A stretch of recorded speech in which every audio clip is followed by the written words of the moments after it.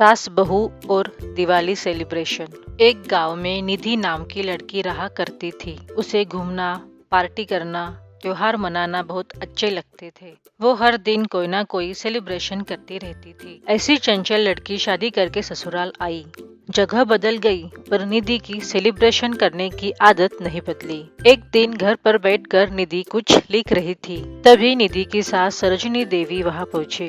अरे बहू, क्या कर रही हो? हाँ सासू माँ, आइए आइए। कल दशहरे का प्रोग्राम है ना, त्योहार के लिए कुछ कमी न रह जाए, इसीलिए मैं पेपर पर सब लिख रही हूँ ताकि कुछ भूले भी ना, सब कुछ ठीक ठाक हो जाए। हाँ सासू माँ, मैं सारी पूजा विधि विधान के साथ करूँगी, आप बस बैठे रहना, उसने कहा।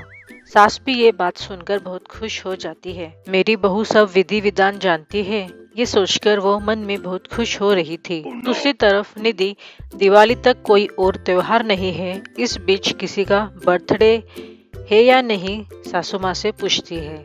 निधि सास के पास आके पूछती है, सासू माँ, आपका जन्मदिन कब है? पता नहीं बेटी, मुझे याद नहीं। आपके बेटे का? उसके लिए तो बहुत टाइम है। ओ अच्छा। सासू माँ, कितने दिन हो गए वो कुत्ते को हमारे घर लाकर? सासू माँ, 2 दिन बाद 1 साल हो जाएगा बेटा, सासू माँ बोली। तो ठीक है, ऐसा बोलकर वो वहाँ से चली जाती है। वो फिर से एक पेन और पेपर लेकर कुछ लिखने लगती है। ये देखकर सास पूछने लगती है, ये क्या, तू फिर से कुछ लिखने लगी है? सासू माँ, आपने ही कहा ना, परसों कुत्ते को लाके 1 साल हो जाएगा। ये उसका पहले बर्थडे है, इसीलिए ये सारी लिस्ट लिख रही हूँ। ये बात सुनकर सरोजिनी देवी दंग रह गई। अरे ये कैसा पागलपन है, कोई कुत्ते का जन्मदिन मनाता है क्या? इसमें गलत क्या है सासू माँ? हमें हर त्योहार खुशी खुशी मनाना चाहिए।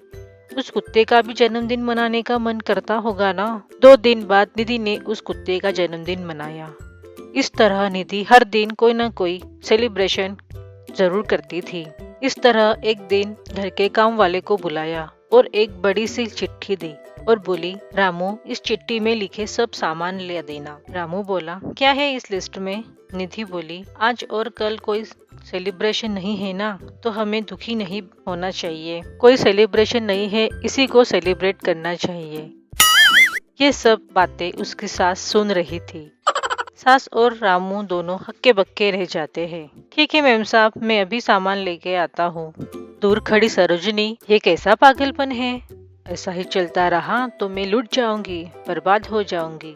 मुझे कुछ ना कुछ करना ही होगा। बेटा सुनील, सुनील कहाँ हो तुम? सुनील, तेरी बीवी हर रोज कुछ ना कुछ त्योहार मना रही है। अगर कोई त्योहार नहीं होता है तो कुत्ते बिल्ली का जन्मदिन सेलिब्रेट कर रही है। अगर वो भी नहीं होते तो इस बात को सेलिब्रेट कर रही है कि आज कोई सेलिब्रेशन नहीं है, सारा पैसा बर्बाद कर रही है। ये सब सुन सुनील धीरे से मुस्कुरा रहा था। मैं यहाँ परेशान हूँ और तुम्हें हंसी आ रही है, लेकिन माँ, निधि ने जो कुछ किया उसमें गलत क्या है? वो तो सब भले काम ही कर रही है ना।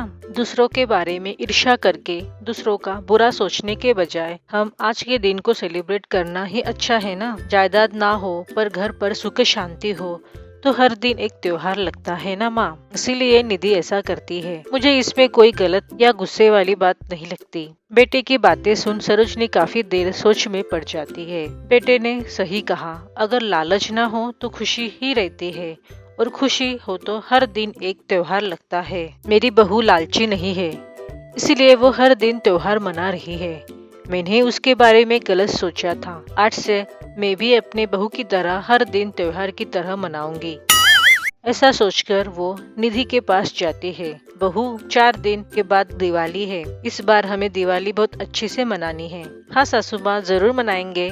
इस तरह दोनों सास बहू दिवाली अच्छे से मनाते हैं।